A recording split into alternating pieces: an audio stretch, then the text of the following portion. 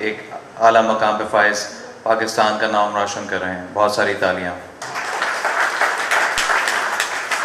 अब दावत देना चाहूँगा डॉक्टर दिनेश कुमार को कि वह आएँ और अपने ख्यालात का इज़हार करें। डॉक्टर दिनेश कुमार साहब। अस्सलाम वालेकुम हमवतन अज़ीज़ साथियों, भाई बहनों और मोहतरम जनाब रियाज खोकर साहब, chief patron PYC Pakistan Yoga Council, मोहतरम जनाब तारिक साहब, मोहतरम जनाब अरशद, योगा के नाम से मशहूर हैं, वो भी अरशद योगा था, और मज़ीद मोहतरम मेरे अजीज़ साथी मेरे साथ हैं पर उनके नाम ना मालूम होने की वजह से उनका एहतराम। सबके लिए, जितने भी लोग आप अभी मौजूद हैं, पहले सबके लिए तालियां बजाएं।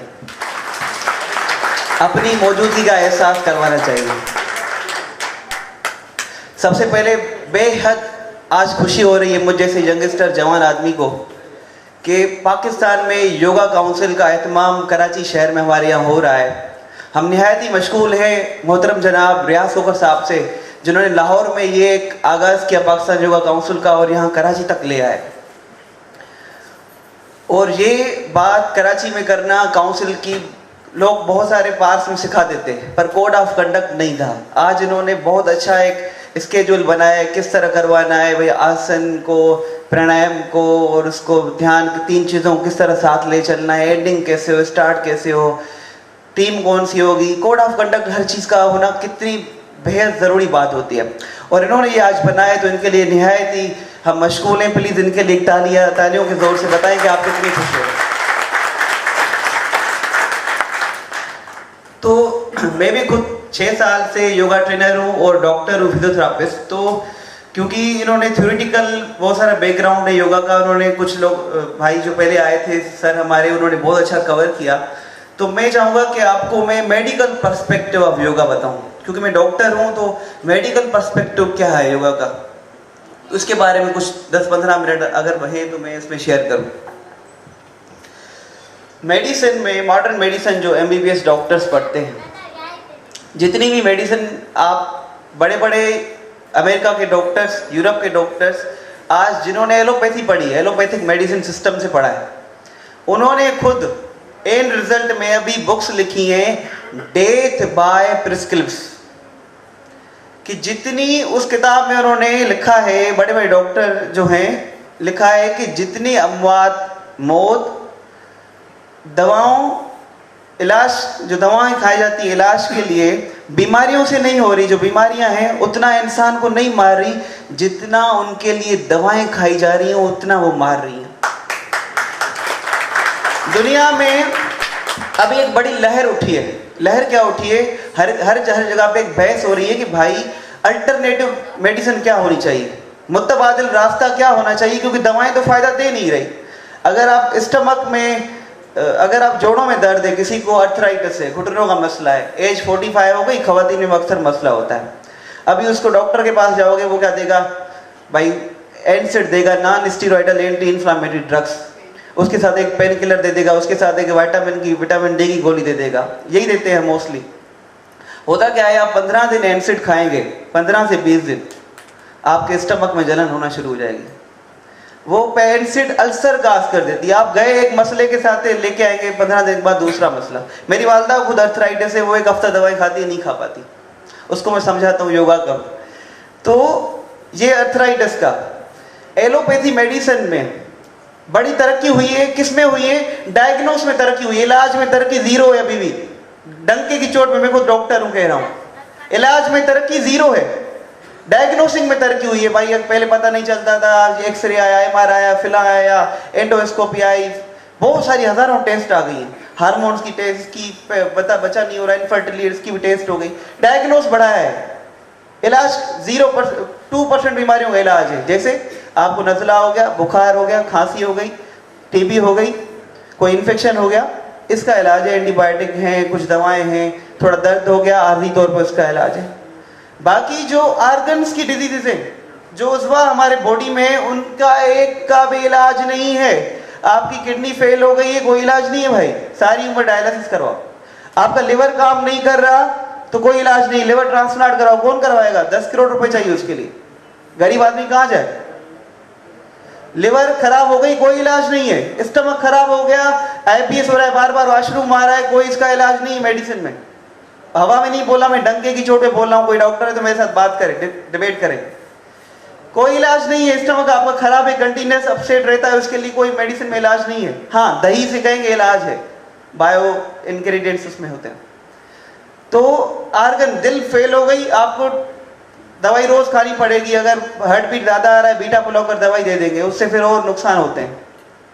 आपको शुगर हो गई, ताहयात दवाई खानी पड़ेगी। इसको इलाज थोड़ी बोलते हैं, इसको बोलते हैं मेंटेनेंस। मेडिकल की भी जो भी कॉन्फ्रेंस हम अटेंड करते हैं उसमें भी ये बोलते हैं कि हमारे पास क्योर नहीं है, सीधा बोलते हैं डॉक्टर्स, हमारे पास मेंटेनेंस है। क्या है? मेंटेन करो भाई। शुगर हो गई तो ताहयात आपको दवाई खानी पड़ेगी। ब्लड प्रेशर हो गया, कोई उनके पास इलाज नहीं है, ब्लड प्रेशर हो गया तो आपको दवाई ताहयात खानी पड़ेगी। आदमी जाए कहाँ? ब्लड प्रेशर की दवाई आप 10-15 साल अगर लगातार खाते हैं, आपके गुर्दे फेल हो जाएंगे। क्योंकि गुर्दे एक मशीन कुदरत ने बनाई थी कुदरती चीजों के लिए। उस पे ओवरलोड, एक मोटर है, उसको दूसरे फ्लोर तक पानी पहुंचाना है। आप उससे काम ले रहे हो कि भाई चौथी मंजिल पे पानी पहुंचाओ, वो मोटर फेल हो जाएगा। तो दवाएं इतनी इंसान खा रहा है, उससे ब्रेन फेल हो रहा है, उससे गुर्दे फेल हो रहे हैं, किडनी लिवर फेल हो रहा है। क्योंकि ये गुर्दे और लिवर ही उस दवाइयों को हजम करते हैं, डिटॉक्सिफाई करते हैं, उन मैकेनिज्म एक्शन वहीं से गुजरता है। तो दवाइयों से फायदा तो नहीं हो रहा, इंसान कहाँ जाए? मरीज अस्पताल में जाओ, मरीज भरे पड़े हुए, इतनी बीमारियां, बच्चे से लेकर बड़ों तक बीमार। हम बीमार क्यों हैं? अभी मैं सबसे बड़ी वजह बता रहा हूँ, कोई बताता नहीं है। सबसे बड़ी वजह है बीमार होने की हमारी सोसाइटी की कुदरत से दूरी। किससे दूरी? नेचर से दूर होना। अंग्रेज आज अमेरिका, कनाडा, यूरोप वाले कुदरत के बहुत नजदीक हो गए। हम उनको गालियां तो देते हैं पर हम उनके जैसे नहीं है। अब हकीकत ये है कि ऑस्ट्रेलिया में लोग सुबह को 5:30 बजे ऑफिस जाते हैं। हमारे यहाँ कराची में लोग 11 तक सोए रहते हैं। वहाँ सिर्फ एक दिन अयाशी होती है, सैटरडे नाइट वो घूमते हैं, फिरते हैं, रात को जाते हैं, क्लब में शराब पीते हैं, कुछ भी करते हैं। बाकी 6 के 6 ही दिन उनके बैलेंस है। हमारे लोगों के रोज रात को 2 बजे सोना है, रात को 1 बजे खाना खाते हैं, 2 बजे सोते हैं। बच्चे हमारे, फिर हम 2 बजे बच्चों को सुलाते हैं, सुबह को उनसे तवक्को रखते हैं स्कूल के लिए, उठो। गधों की तरह वो बेचारे ऐसे हिल रहे होते हैं, गाड़ी में भी सो के जा रहे होते हैं, फिर कहते हैं मार्क्स अच्छी नहीं आती। सारा निज़ाम बिगड़ा हुआ है हमने। कैसे? हम कुदरत से दूरी। मेरा इंडिया जाने का इत्तेफाक हुआ, बाबा रामदेव से भी मिला, उन्होंने वहाँ बड़ा तहलका मचा दिया। कुदरती चीज़ों से, जो लोग हम बोलते हैं ना कुदरती दवाएं खाओ, कुदरती नेचर के करीब आओ, नेचुरल मेडिसिन अप्लाई करो, पर लोगों को मुश्किल लगती है। लोगों को आसानी चाहिए, भाई दवाई दो बस खा लें। डॉक्टर भी कुछ बताता नहीं है, परहेज भी आजकल का डॉक्टर नहीं बताता, बस कहते हैं दवाई लो, एक खा लो, ठीक हो जाओगे। पढ़ते इतने हैं, डॉक्टर बताते इतने हैं, कुछ भी डाइट नहीं बताते, बस सब खाओ। अरे ऐसे कैसे सब खाओ?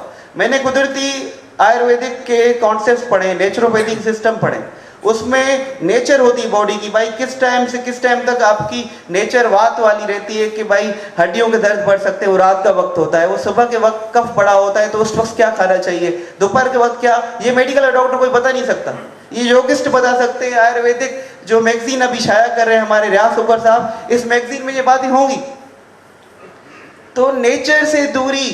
और योगा भी जो है, योगा में अभी अल्टरनेटिव जो मेडिसिन है वो हमारी योगा है। कौन सी है? योगा। योगा में प्राण जो है, नैनो टेक्नोलॉजी, जो ब्रीथ है, सबसे बड़ी मुफ्त की दवाई अल्लाह ताला ने हमें दी हुई है, पर हमने इसकी कभी कदर नहीं की। सबसे बड़ी दवाई जो है ब्रीथ है, सबसे बड़ी दवाई, सबसे बड़ी दवाई। सुबह सुबह आप पार्क में जाके योगा करें, ग्रुप में मुख्तलिफ कुछ पोस्चर और कुछ ब्रीथ करें, कुछ ध्यान करें। यकीन करें आप, ऐसे कई में देख के आया, बहुत लोगों ने जेनेटिक शुगर और जेनेटिक बीपी योगा से ठीक किए। एक तो होती है ना, अभी हो गई जेनेटिक, मतलब बचपन से थी, खानदान से चली आ रही थी, उस बीपी को क्योर किया है, दवाई नहीं लेते। अभी ऐसे लोगों से मिल के आया हूँ, शुगर की दवाई नहीं लेते, जिनको शुगर 400 रहती थी, अब शुगर की कोई दवाई नहीं रखते, क्योंकि पेनक्रियाज उनका लवलवा एक्टिव हो गया, इंसुलिन पैदा करने लग गया। तो बहुत सारे लोगों को करामाती फायदे हो रहे हैं, क्योंकि कुदरत की चीज एक अल्लाह की नेमत है, उसको इस्तेमाल करें तो कितना आगे जा सकते हैं। तो ये सब इसीलिए ज़रूरी है, नेचर से जितना हम कनेक्ट होंगे, जितना हम सवेर बच्चों को सिखाएंगे, रूल्स एंड रेगुलेशन सिखाएंगे, सवेर उठना, सवेर सोना, योगा, डाइट प्लान होगा। डॉक्टर्स मैंने बताया नहीं बताते, शुगर वालों को भी कहते हैं बस तू दवाई खा, कुछ भी, किसी को भी डाइट नहीं बताते। तो ये सब योगिस्ट ही बता सकता है जिसने नेचुरोपैथी पढ़ी है। और जब मैं इंडिया गया था सीखने के लिए इस चीज़ को, तो वहाँ पे यकीन करो रिट्रीट के, आयुर्वेदिक के, नेचुरोपैथी के बहुत सारे सेंटर बने हुए हैं। सारे गोरे हफ्ते हफ्ते वहाँ रहने आते हैं, बड़े बड़े एलोपैथी के डॉक्टर्स वहाँ रहने आते हैं, एक हफ्ता रहते हैं वहाँ, उनको प्रॉपर डाइट दी जाती है, योगा करवाई जाती है, मेडिटेशन करवाई जाती है, अच्छी गपशप करवाई जाती है, सेहत की बातें होती हैं, लेक्चर्स होते हैं, 10-15 दिन रह के जाते हैं, उसको बोलते हैं रिट्रीट, हेल्थ रिट्रीट पे गया हुआ। मैं चाहता हूँ कि ऐसे यहाँ पे ही रियासत साहब कोई रिट्रीट सेंटर बनाए जहाँ लोग जिनको बीमारियां हैं वो एक एक हफ्ता ठहरें और अपनी खुराक को जाने, अपनी नेचर को जाने, अपनी फितरत को जान करके। हर बंदा 80% अपना इलाज खुद ढूंढ सकता है, अपना डॉक्टर खुद होता है। जो आपको दर्द है वो डॉक्टर महसूस ही नहीं कर सकता। और सिर्फ बाबा रामदेव, मैं एक चीज आपको मोटिवेट करने के लिए दिखा रहा हूँ कि योगा करने से कितना अपनी पूरी बॉडी पे कंट्रोल आ जाता है। कि सिर्फ आपने टीवी में देखा हुआ बाबा रामदेव पेट घुमाते, तो सिर्फ बाबा रामदेव नहीं, पाकिस्तान में पेट घुमाने वाले। मैं आपको थोड़ी सी ये दिखाता हूँ कि कितना आप कंट्रोल कर सकते हो अपने पेट को इस तरह से।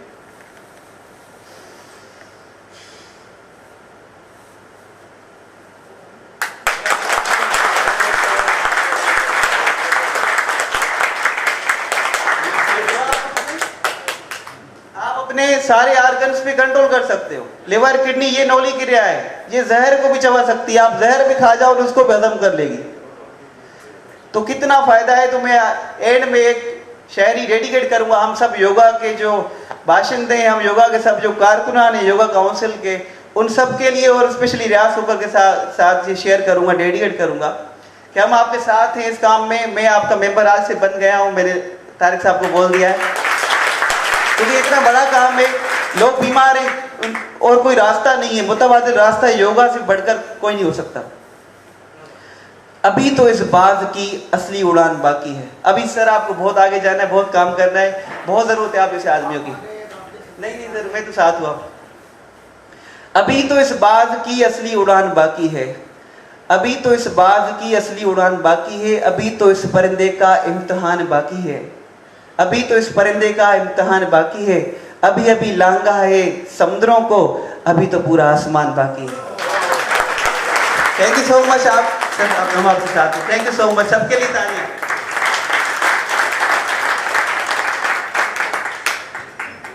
ये थे डॉक्टर दिनेश कुमार साहब, थैंक यू वेरी मच। इन्हीं की बात को आगे बढ़ाते हुए एक छोटी सी कोटेशन एक कोट करना चाहूँगा। मलिक साहब मौजूद हैं कि when you have big dreams you are going to have big challenges along the way. If you were an average person you would have average problems. तो सब बड़ा कॉज लेके चल रहे हैं, चैलेंजेस बड़े आएंगे, मुकाबला करना होगा। दावत देना चाहूँगा डॉक्टर रियाज मलिक को, Sindh executive body Pakistan Yoga Council के, वो आएँ और अपने ख्यालात का इज़हार करें। वरहमतुल्लाहि वबरकातुहू। सबसे पहले अल्लाह की किबरियाई बयान करते हैं। मैं नारा लगवाऊंगा, नारे तकबीर, पाकिस्तान हमारा अज़म, माशाअल्लाह। योगा के हवाले से मैं ख़ुद होम्योपैथिक डॉक्टर हूँ और बहुत सारे ये इन्होंने जो डॉक्टर साहब ने बात बताई है ये फैक्ट है कि एक वक्त आता है कि मेडिसिन जो है अपना काम छोड़ देती हैं और फिर उसके बाद डॉक्टर हजरात यही कहते हैं कि आप अल्लाह से दुआ करो और आप इसके लिए दुआई की जा सकती है और कुछ नहीं किया जा सकता। एक्सरसाइज एक ऐसी, ये योगा का एक्सरसाइज है, ये बहुत अच्छी एक्सरसाइज है। मैं अपनी बीती आपको बता रहा हूँ कि मैं इस हद तक मायूस हो गया था कि मैं नमाज भी खड़े होकर नहीं पढ़ सकता था और मैं कुर्सी की तलाश में रहता था। जब हमने अपने पार्क में इस एक्सरसाइज को शुरू किया और अल्हम्दुलिल्लाह अब मैं बिल्कुल फिट हूँ और खड़े होकर नमाज़ पढ़ सकता हूँ और दूसरे साथियों को भी हम तवज्जो दिलाते हैं कि आप योगा करें, बहुत सारी सी बीमारियों से आप बच जाएंगे। और बेहतरीन एक्सरसाइज है, जिस्म को थकाना नहीं है, आपने आप को फिट रखना है, पूरी बॉडी की एक्सरसाइज है, ये सिर्फ हाथों पाँव या एक्सरसाइज नहीं है। मैं तमाम दोस्तों से गुजारिश करता हूं कि अपने साथ दूसरे जो भी लोग हैं बीमारियों में मुब्तला हैं उनको भी अपने पास इस चीज़ की दावत दें ताकि वो भी एक्सरसाइज करें और बहुत सारी बीमारियों से बच सकें। अल्हम्दुलिल्लाह जिन जिन लोगों ने भी इसको अपनाया है वो सेहत उन्होंने हासिल की है, ना कि बीमारी की तरफ गए हैं वो।